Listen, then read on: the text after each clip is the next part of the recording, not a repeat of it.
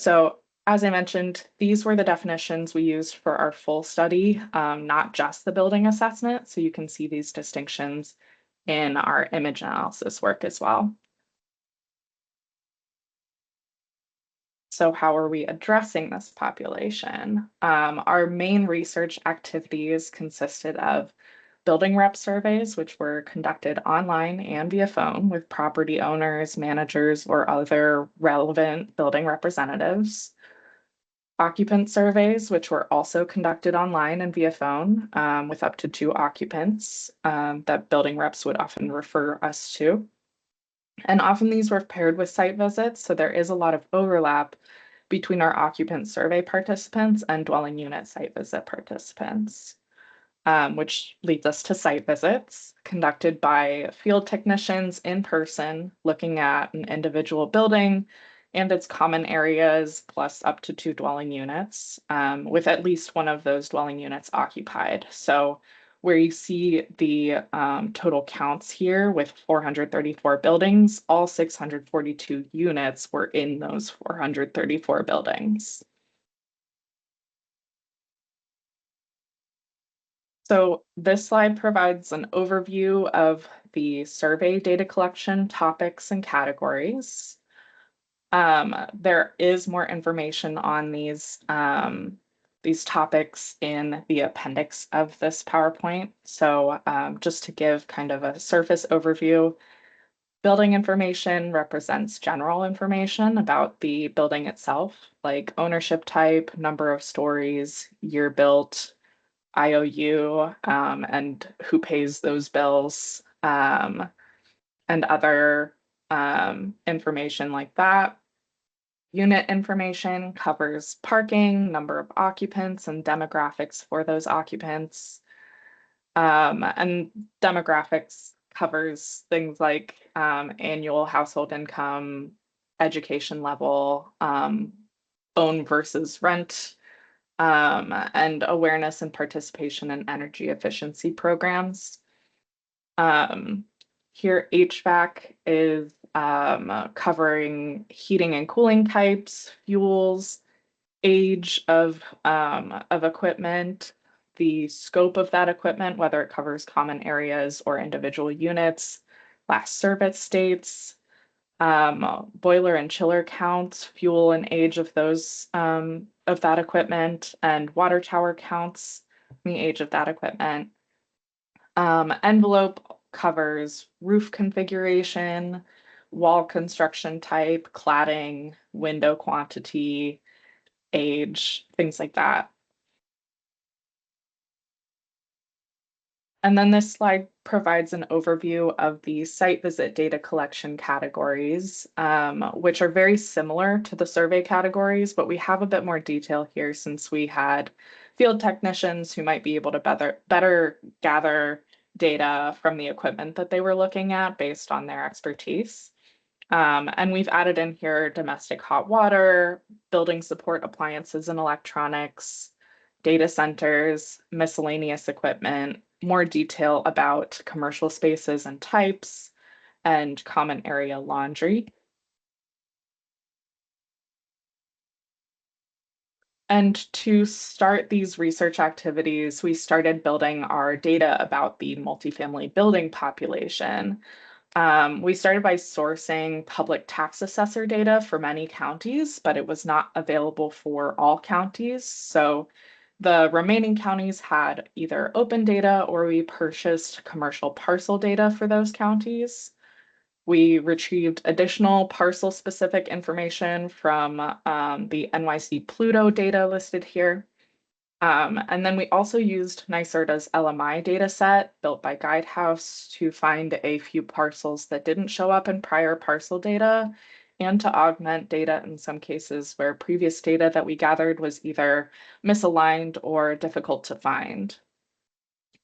We then sourced building footprints to start breaking the data down from a parcel level to a building level by locating specific buildings within the parcels, and then used building heights to further help us with our property analytics process, where we started disaggregating parcels or variables for parcels into variables for buildings. So things like number of units, number of floors, and other data were reported at the parcel level and often represented like the highest for the buildings on that parcel or an aggregate number for the buildings on that parcel. So using the building locations and heights, we were able to break things down to each building on the property. And from there, we combined and compared data sources to get what we believe is the most accurate representation of the multifamily building population.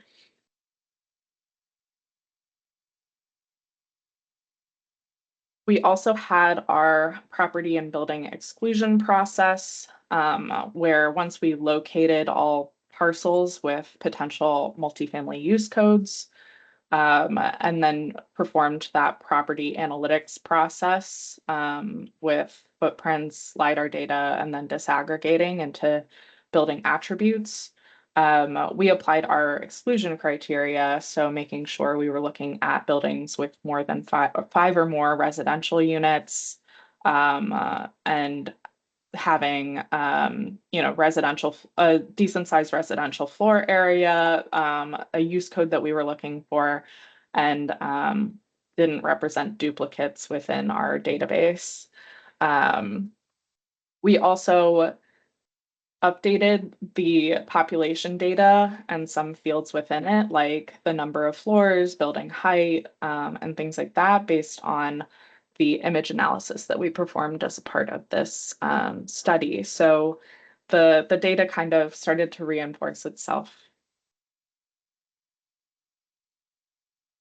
So looking at that building population, here's some insight into the total building population for this study for upstate and downstate.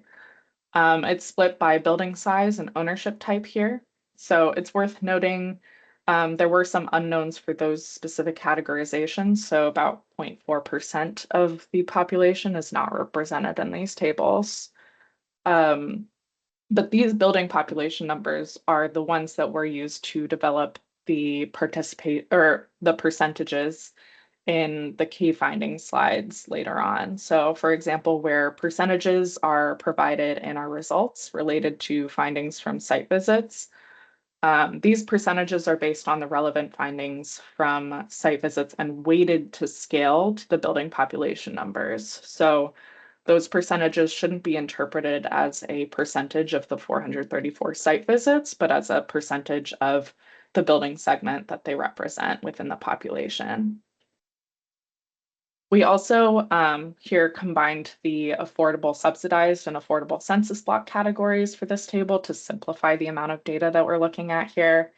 Um, and then the data that we had for upstate was limited regarding the co-ops and condos. So because co-ops and condos were identified via property use codes and the and counties vary in how they report use codes. So many counties reported condos as apartments, which made co-ops and condos difficult to determine upstate. So we bundled those in with market rate, and market rate tends to encapsulate our co-op and condo population from what we found later on in our site visit and survey results. And then this is a breakdown of our dwelling unit population. So the buildings identified in the previous slide represent this many dwelling units across the state.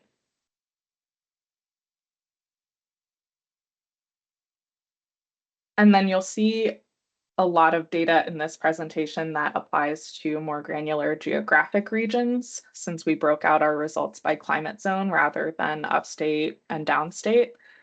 So here's a better look at the totals for each of these regions by building size. And this could be helpful for just understanding the results that you're seeing in the key findings slides later on. And for our last look at the total population, we also wanted to provide some insight into the spread of affordable housing in the state. You'll note that the colors on our map diverge at 0.005% of the affordable housing in the state. This is because so much of the affordable housing in New York exists essentially in four counties. So it would be hard to see any concentration of affordable housing on this map if we had diverged anywhere higher.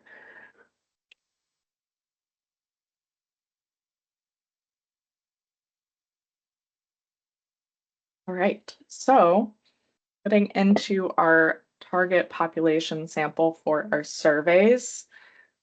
We still tried to sample really heavily upstate so that the downstate population wouldn't skew our results. And you can see that in some of the higher percentages in our target table. These percentages are the percentage of total buildings in each strata that the target number next to it represents. So where we were looking at 1 to 5% in each stratification downstate, we're looking at higher percentages upstate. So looking at like affordable housing in high rises, for example, we had 53% of the population targeted for our surveys. We also increased our target sample for co-ops and condos a bit so that we would get a bit of a higher concentration there. And we built these targets aiming for 90% confidence and 10% precision, which is essentially saying that we are 90% confident that our results exist within a 10% error bound statewide. So that being said, error bounds are included in our result tables and they do vary by table, but you can dig into that more in the report.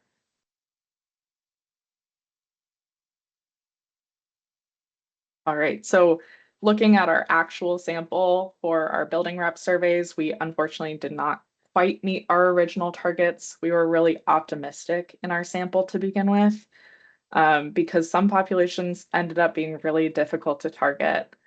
As we learned more about our population, we refined our target sample, and reconvened our sample working group, as I mentioned earlier, to figure out how we wanted to broaden our outreach methods.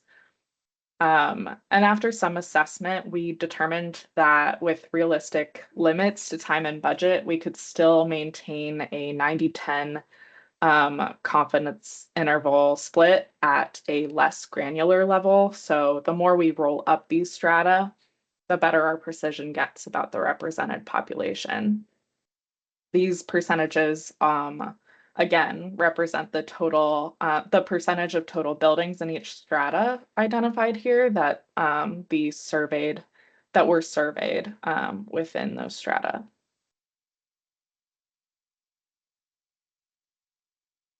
And again, for our site visit sample, we targeted sampling really heavily upstate so downstate wouldn't skew our results. And since site visits are much more costly than surveys, our sample was much smaller here, but still built aiming for that 90% confidence and 10% precision. And once again, we didn't quite meet these targets, but we can still maintain that 90% confidence and 10% precision at a less granular level. So looking at the full population, we were still happy with the the actual sample that we had for our site visits. So looking a little bit deeper at that sample, in aiming for that 90% confidence and 10% precision, we were able to achieve even smaller precision than we had hoped at the statewide level. So just to dive into what I'm talking about when I talk about confidence and precision, confidence represents our level of confidence in the value represented, and then precision represents the interval in which the true value statistically lies. So we achieved the best precision with our building representative surveys, which is not surprising. We had the highest number of completes there. We achieved a greater precision bound with our occupant surveys. So with a lower number of completes, we didn't find these as reliable as the other research activities that we performed in this study. And so our occupant surveys won't be shown in the results today because we didn't find them as reliable. And then for our site visits, we achieved a 4% precision at that 90% confidence level statewide.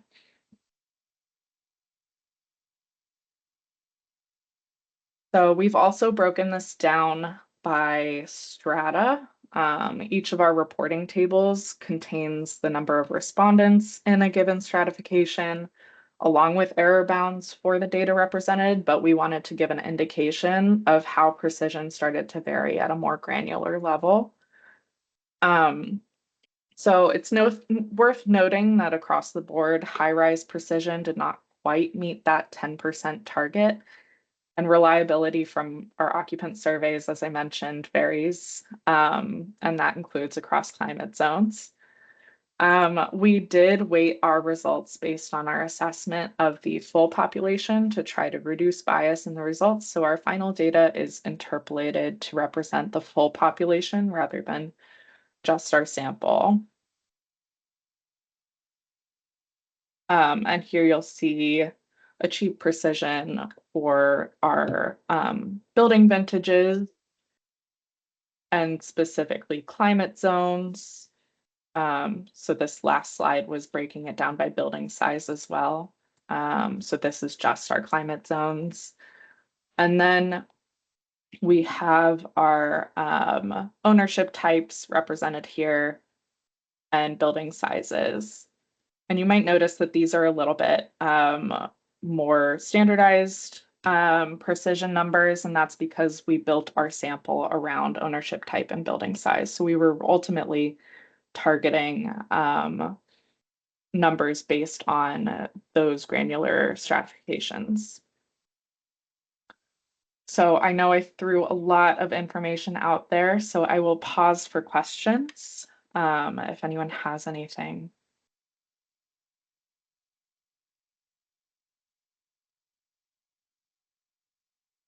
Just a quick question. So this slide deck will be made available at the end, right? I actually provided this slide deck, Michael, before the meeting. If you did not receive that, I can resend it to you. No, you probably sent it. I'm just behind in my inbox. But yeah, great data. I mean, one of the things that stands out the most, I think oftentimes, from the NYSEG RDE point of view, for multifamily installs, we've done okay with Rochester, and not really very good with NYSEG. And your data certainly helps confirm, just short version that it's not due to lack of effort. It's just there's just less concentration of multifamily buildings in that particular area. So I definitely appreciate that. I feel a lot better. I don't think I need to, worry as much. So thank you for that. Happy to help. Yeah. Any more questions?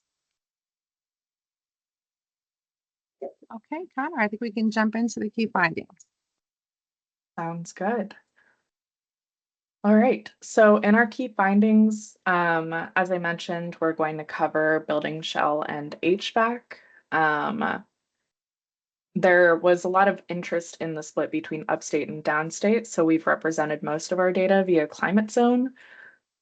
And for each section, we'll also look into stratification by building size and some information by ownership type. And then building vintage is also come up a couple times in our key findings. The disadvantaged community distinction and meter type are not really represented in the data that we'll show today, but they are in our reporting data. So once that report comes out, that'll be accessible too as well. So starting with building shell, our reporting data for building shell consists of rooftop configuration, foundation and structure, floor insulation, wall configuration, and window configuration. We focus on walls and windows in this section because we saw more variation in those areas than in areas like roofing, foundation, and flooring. So that's what you'll see in the upcoming slides.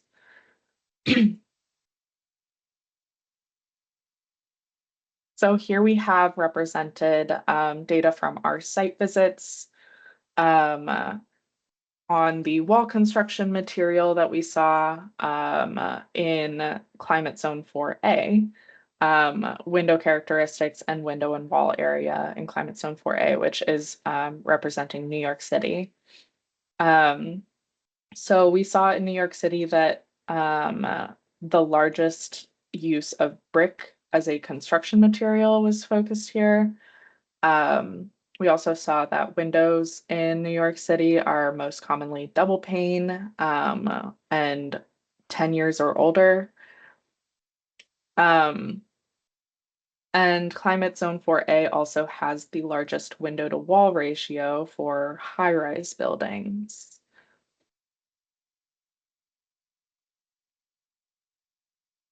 In our next climate zone 4B, which represents Long Island and Westchester County, we see an increase in the usage of concrete blocks as a cladding material. We also see double pane windows more than 10 years in age, but we also see windows in Climate Zone 4B are surrounded by a metal frame, and that's represented in our report data. And then we see the largest window to wall ratio for our mid-rise buildings in Climate Zone 4B.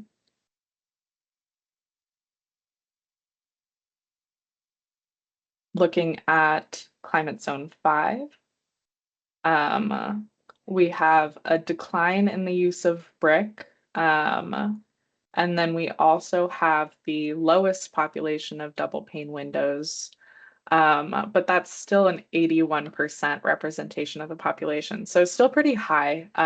Single pane windows did not show up a ton in our site visits.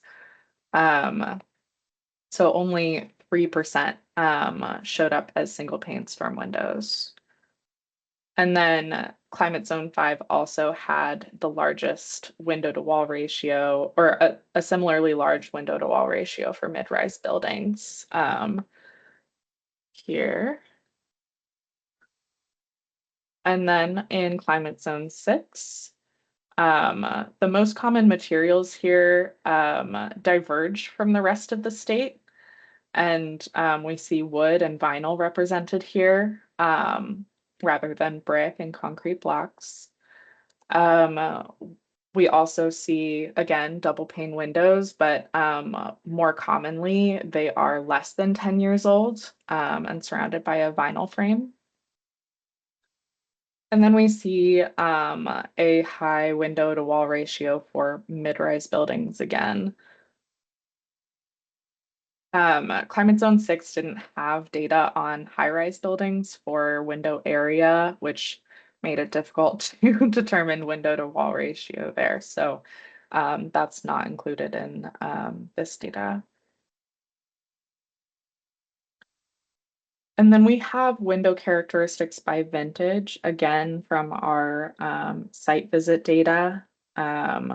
So represented here, we have the most common typology, and then beneath that is the prevalence of that typology and the error bound of it, of that data source. And then we have some kind of heat mapping from the highest values to lowest values in here. So we've got data from the pre-1940 era. Then we can look at 1940 to 1978. 1979 to 2006, and then 2007 to present. Oh, I'm not sure what happened with the animation in this slide, but this is looking at the wall characteristics by vintage as well. So similar structure, we have the cladding, framing, R value, and common issues that we saw in our wall characteristics.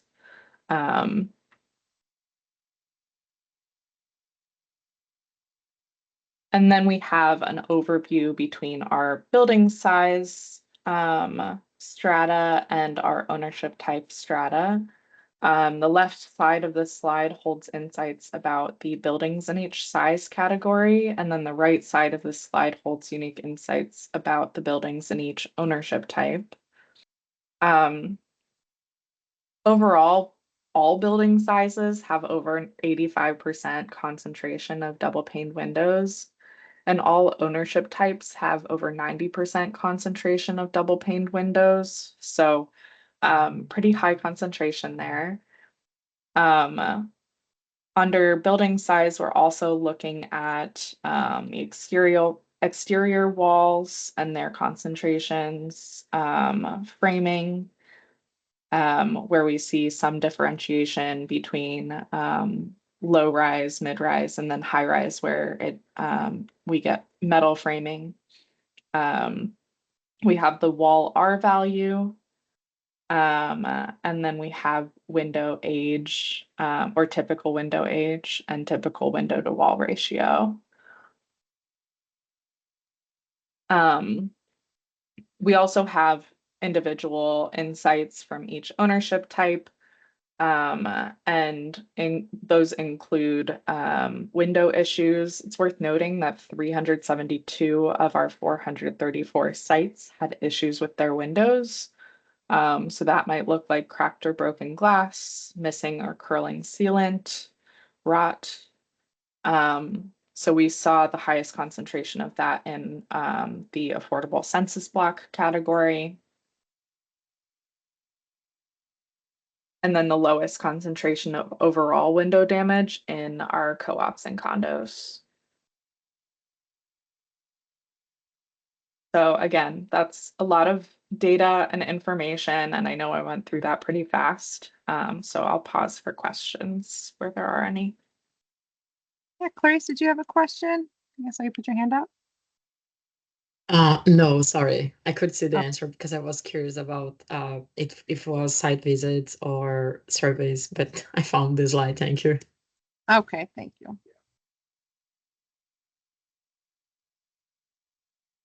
Any questions from anybody before we jump into heating and cooling?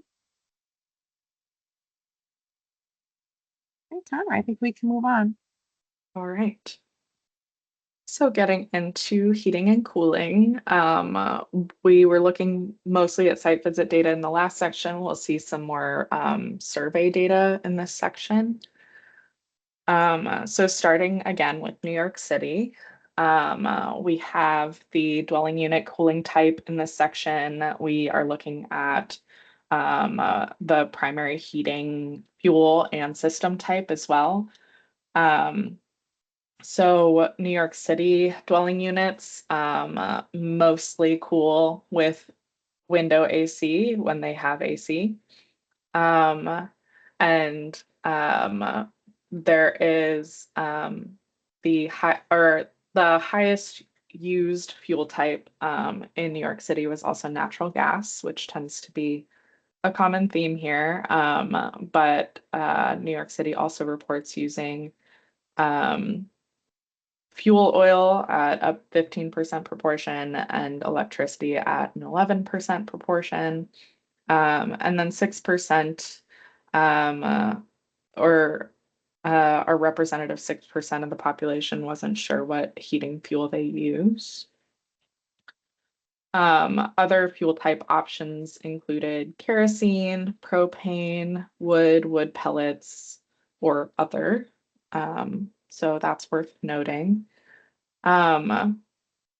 And then we have our heating system type. So climate zone 4A heaters are most likely to be central boilers or steam heaters. Looking at climate zone 4B, again, we see a high concentration of window AC. We also see a similarly high concentration of natural gas, but a higher proportion of buildings in climate zone 4B use electricity. And climate zone 4A heaters are likely to be central boilers or steam heaters again.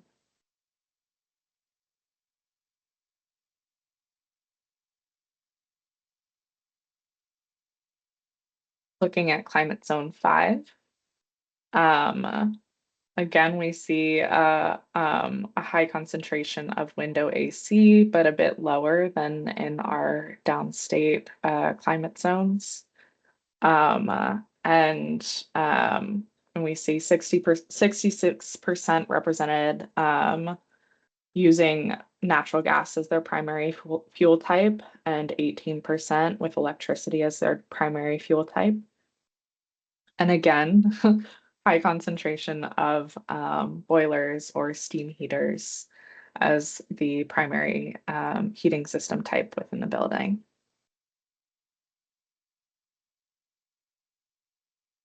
And lastly, we have climate zone 6, where we see a large spike in our window AC concentration. We see 64% responded with natural gas as their primary heating type, fuel type, and 28% of the population represented by electricity as their primary heating fuel type. And again, we see the typical heating system as a boiler or steam heater, but that percentage is lower, and we see a lot of electric resistance heating in this climate zone as well.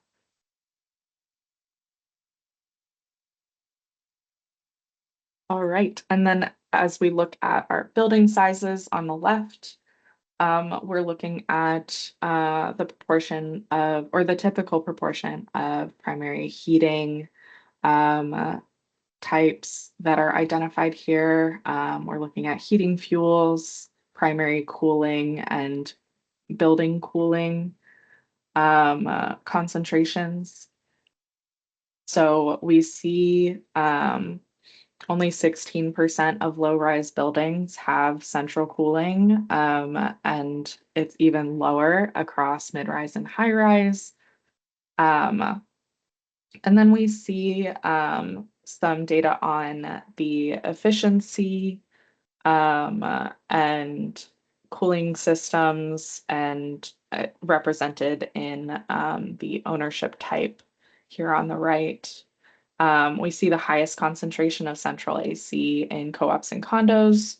And then we see the highest satisfaction with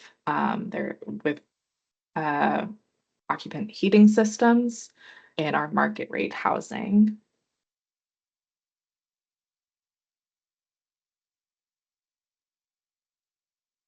So that covers our HVAC data that we're sharing today. But again, there is a lot more data about HVAC in the report coming soon. So I'll pause there again for questions before we wrap up.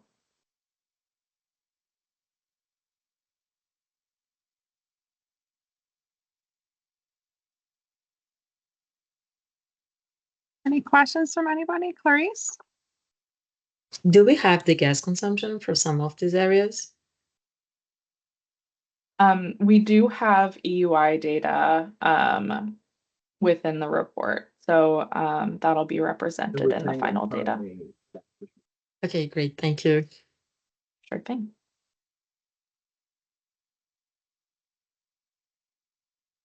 Yeah, no, we do have a lot of data here as well in the appendix of the slide deck.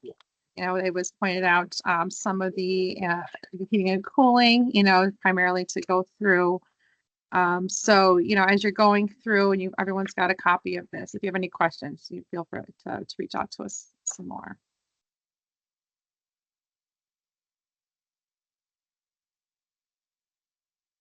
All right, and that actually brings us to the conclusion of this presentation. So thank you all for joining and for some good feedback as we went through this data. We are really looking forward to sharing the report with you and sharing a lot more information in the future. Yeah, as I noted, this report will be coming out, January of 2025. All the data that was gathered throughout this study will be posted to Open New York with the report, as well as CMM and the NYSERDA website. So if you have any questions before then, please feel free to reach out. We thank you all for your assistance throughout the process of this study, through the working groups and the help with the data collection. So we couldn't have gone here without you. So thank you very much. And yeah, thank you for attending today. Great work. Thank you. Bye. Thank you, everybody. Oh, no problem.